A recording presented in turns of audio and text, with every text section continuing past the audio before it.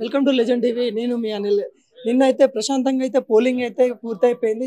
చూసుకున్నట్లయితే హైదరాబాద్లో పట్టణ వాసులు ఎవరైతే ఉన్నారో పోలింగ్ చాలా తక్కువ, అంటే పోలింగ్లో చాలా తక్కువ మంది పాల్గొన్నారు. నిజంగా చూసుకున్నట్లయితే 40% పోలింగ్ అయితే హైదరాబాద్లో అయితే జరిగింది.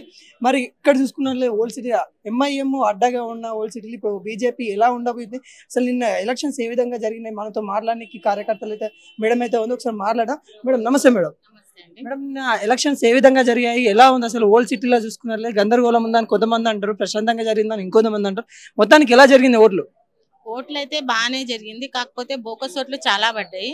మా మాధవీలత పైన కూడా కొంచెం దుండగులు కొంచెం మీదికి రావడం జరిగింది. దాన్ని మేము తీవ్రంగా ఖండిస్తున్నాము. ఎందుకంటే 12 years 14 years పిల్లలు కూడా బురకాలు వేసుకొని వాళ్ళు వచ్చి ఓటు వేయడం జరిగింది. మేము వాళ్ళని క్వశ్చన్ చేసినాం, కాదు మీది ఓటర్ ఐడి తీసుకురండి, ఓటర్ ఐడి తీసుకొని వస్తే మేము మిమ్మల్ని అలో చేస్తామని అనడం జరిగింది. జరిగితే మాది ఓటర్ ఐడి లేదు, మేము ఆ హాస్పిటల్ నుంచి వచ్చినాం, మేము ఇక్కడి నుంచి వచ్చినాం, అక్కడి నుంచి వచ్చినాం అని వాళ్ళు సాకులు చెప్పి ఎట్టి పరిస్థితుల్లో వాళ్ళు ఓటు వేసే వెళ్ళారు. ఒక్కొక్కరు 4 ఓట్లు వేసినాం. దానికి మేము తీవ్రంగా ఖండించినాము. ఖండిస్తే వాళ్ళు ఏమంటున్నారంటే మమ్మల్ని, లేదు మీరు బురకాలు తీయమని అన్నారంటే, అవును మరి బురకా తీయమన్నాం. ఎందుకంటే వాళ్ళని ఐడెంటిఫై చేయాలి కదా, మేము ఐడెంటిఫై చేసిన తర్వాతనే వాళ్ళని లోనికి పంపించాలి. ఐడెంటిఫై చేస్తుంటే మీరు బురకాలు తీయించారు అని వ్యతిరేకంగా మాట్లాడారు. కానీ అది తప్పు, వాళ్ళు మాట్లాడే విధానం తప్పు. మేము చేసింది కరెక్ట్. ఎందుకంటే బురకాలు తీస్తేనే కదా మేము వాళ్ళని ఐడెంటిఫై చేసి వాళ్ళని లోపలికి తీసుకెళ్తాము. మేము దాన్ని ఒక్కటి తీవ్రంగా ఖండిస్తున్నాం. అదే ఇదే ఇష్యూ మీద కేసు కూడా ఫైల్ అయింది, ఎఫ్ఐఆర్ కూడా ఫైల్ అయిందని చెప్తా ఉన్నారు. గతంలో కూడా ఒక కేసు ఫైల్ అయింది మాధవలత మేడం మీద, ఇప్పుడు కూడా అయ్యింది. ఎలా చూస్తారు ఇవన్నీ? మేము వీటికి అదే అండి మేము అంటున్నాం ఏంటంటే, మాధవీలత గారు కరెక్టే చేసిండ్రు. ఎందుకంటే ఇప్పుడు మేము 14 years అమ్మాయి ఓటేసింది, ఆ అమ్మాయిని ఓటేయడం తప్పు కదా. 18 years నిండిన తర్వాతనే ఓటేయాలి కదా.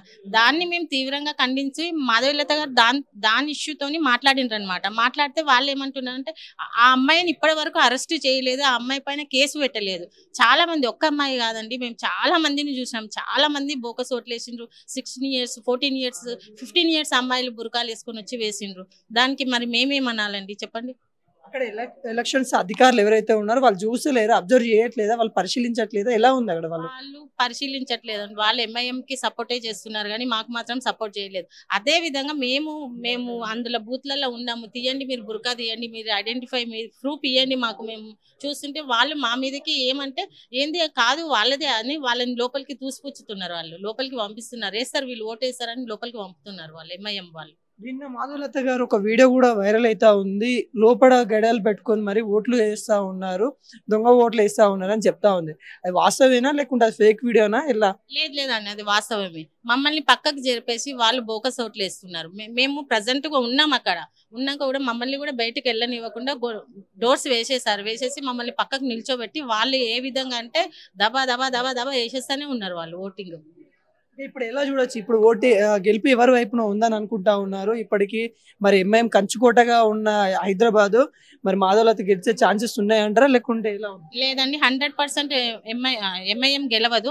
101% మాధవీలత గారు గెలుస్తారు. ఎందుకంటే వాళ్ళు బోకస్ ఓట్లతో వేసినాం మేము గెలుస్తాం అనుకున్నాం, కాదండి న్యాయం వైపే ఉంటది ఎప్పుడైనా.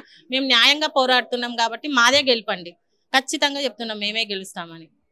నిన్న చూస్తే మాధవలత పైన కూడా దాడులు జరిగినాయి అని అంటున్నారు. మరి నిజంగా దాడులు జరిగాయా? మరి ధర్నా కూడా చేస్తా, పాదయాత్ర చేస్తా అని కూడా చెప్తా ఉంది. అన్ని విషయాలన్నీ పెట్టుకొని అవి ఎలా చూస్తా ఉన్నా సార్? లేదండి, వారు చెప్పింది చాలా 100% కరెక్ట్. పాదయాత్ర మేము ఖచ్చితంగా చేస్తాము, వారి వెనకాల మేము కూడా ఖచ్చితంగా చేస్తాము. ఎందుకంటే ఇంటింటి ఓట్లు, అసలు ఓటింగ్ ఎంత ఉంది, ఒక్క ఇంట్లో ఓటింగ్ ఎంత ఉంది అనే విధంగా మేము ఇంటింటికి సర్వే చేసి ఇంటింటి బోకస్ ఓట్లు ఎన్ని ఉన్నాయో అవన్నీ బయట తీస్తామనే ఉద్దేశంతో మేము మాట్లాడుతున్నాం. కాబట్టి వాళ్ళు మా పైన అగాత్యం చేయడానికి ప్రయత్నిస్తున్నారండి. ఇప్పుడు ఓటింగ్ పర్సెంటేజ్ చూసుకున్నట్లయితే అన్నిటికంటే తక్కువ హైదరాబాద్ లో జరిగింది. ఎందుకు ఓటర్స్ ఎందుకు పోలింగ్ బూత్లకు రాలేకపోతా ఉన్నారు, అసలు ఎందుకు ఓట్లు వేయలేదు అనుకుంటారు? ఓట్లు వేయడానికి వాళ్ళు చాలా మంది బయటికి రాలేదు, ముస్లిమ్స్ కూడా బయటికి రాలేదు. కానీ అక్కడ ఉన్న ఏరియాలో ఉన్న వాళ్ళు ముస్లిమ్స్ వాళ్ళు వచ్చి బోకస్ ఓట్లు వేసిండ్రు. కానీ హిందూస్ మాత్రం ఇంట్లోనే ఉండి వాళ్ళు వచ్చి లేటుగా అయినా పర్వాలేదు వాళ్ళు వచ్చి వేస్తున్నారు. కానీ వీళ్ళు అట్లా కాదు, ఇంట్లో నుంచి స్లిప్పులు వాళ్ళు లేకుండా 70 ఏండ్ల ఉన్న వాళ్ళు 20 ఏండ్ల అబ్బాయి వచ్చి ఓటింగ్ వేస్తున్నారు. మేము క్వశ్చన్ చేస్తే కూడా లేదు మాదే ఇది మాదే అని వాళ్ళు వచ్చి వేస్తున్నారు. అసలు ఇట్లా తోసుకుంటూ ముందుకెళ్ళి వేస్తున్నారు వాళ్ళు. అది పద్ధతి కాదు కదండి. వాళ్ళు కూడా అంటున్నారు, లోపల ఉన్న వాళ్ళు ఉంటారు కదా, గవర్నమెంట్ ఎంప్లాయీస్ ఉంటారు కదా, వాళ్ళు కూడా అంటున్నారు అట్లా పద్ధతి కాదంటే వాళ్ళని కూడా వాళ్ళు దుర్భాషలు ఆడుతున్నారు వాళ్ళతో వాళ్ళు. ఇట్లా ఎన్నికల కమిషన్ కి ఏమన్నా ఫిర్యాదు ఇవ్వబోతా ఉన్నారా, లేకుంటే ఎలా చూడబోతా ఉన్నారు, లేకుంటే ఏ తీర్పు వచ్చినా మీరు ఒప్పుకుంటారు? లేదండి, ఒప్పుకోవడం అయితే ఉండదు. కాకపోతే వాళ్ళు బోకసోట్లు చాలా వేసినాం, మేము కంప్లైంట్ ఇస్తున్నాం వారి పైన. మేము పెట్టడానికి రెడీగా ఉన్నాం, కంప్లైంట్ ఇస్తున్నాం. సుమారుగా ఎన్ని పడి ఉండొచ్చు? బోకసోట్లు బాగానే పడ్డాయండి. ఒక్కొక్క పోలింగ్ బూత్ లో చాలానే పడ్డాయి. 50% వరకు 40% వరకు పడ్డాయి బోకసోట్లు. ఎందుకంటే మేము ప్రజెంట్ గా అందులో ఉన్నాం, బూత్లలో ఉన్నాం కాబట్టి మేము చెప్పగలుగుతున్నాం. బట్టి చాలా మంది చెప్తారు మాధవలత పని అయిపోయింది, మొన్నటిదాకా ఎన్నికలు అయిపోయిన తర్వాత ఇప్పుడు తన ఫేస్ కూడా కనబడదు, తన పోయి తన హాస్పిటల్ ఏదైతే ఉందో అందులో చూసుకుంటది, ఇక్కడ పెట్టిన ఖర్చు ఏదైతే డబ్బు ఉందో హాస్పిటల్ మీద లాక్కోవడానికి చూస్తుంది అని చెప్తా ఉన్నారు. మరి దాని మీద మీరేమంటారు? ఎట్టి పరిస్థితుల్లో కాదండి అది. మాధవీలత గారు ఆమె ఒక శక్తి అనే చెప్పాలి, 100% గా చెప్పాలి. వాళ్ళు దేనికి భయపడుతున్నారంటే మాధవీలత ఓడిపోతుందేమో, మాధవీలత కాదండి, ఎట్టి పరిస్థితుల్లో కాదు. వాళ్ళు భయపడుతున్నారు, అసలు మాధవీలతను చూసి వాళ్ళు భయపడుతున్నారు. ఎంఐఎం కంచుకోట పగలడం ఖాయం అండి. మేమైతే ఖచ్చితంగా చెప్తున్నాం ఆ విషయం పైన. మొత్తానికి అయితే ఇది ఇక్కడ హైదరాబాద్ పరిస్థితి అయితే నిజంగా బోగస్ ఓట్లు పడ్డాయని వీళ్ళు చెప్తా ఉన్నారు. మరి కొన్ని ఆధారాలు ఉన్నాయని కూడా చెప్తా ఉన్నారు. నిజంగా ఇలాంటి జరగకుండా ఎన్నికల అధికారులు మరి ఎటువంటి చర్యలు తీసుకుంటారు, మరి వీళ్ళు ఇచ్చిన కంప్లైంట్ ప్రకారం ఎటువంటి చర్యలు తీసుకుంటారు మనం అయితే ముందు అయితే చూడబోలే.